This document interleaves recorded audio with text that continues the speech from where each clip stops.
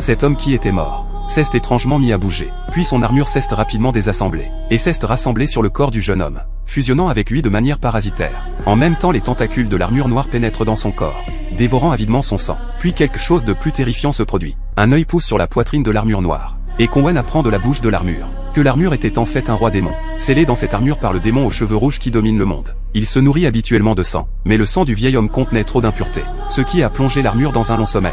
Maintenant il a enfin trouvé un hôte convenable, et s'est enfin réveillé. Par coïncidence Conwen a aussi une vendetta contre le démon aux cheveux rouges. Alors ils décident d'aller se venger ensemble. Après un long voyage, ils arrivent enfin dans une ville.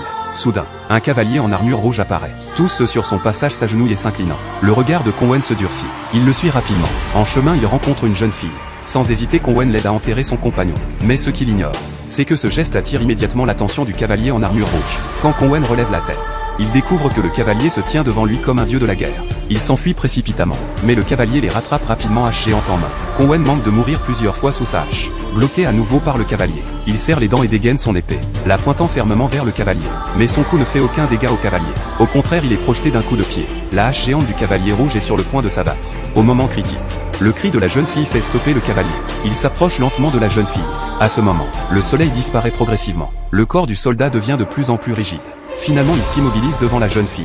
Conwen en profite pour s'enfuir avec elle.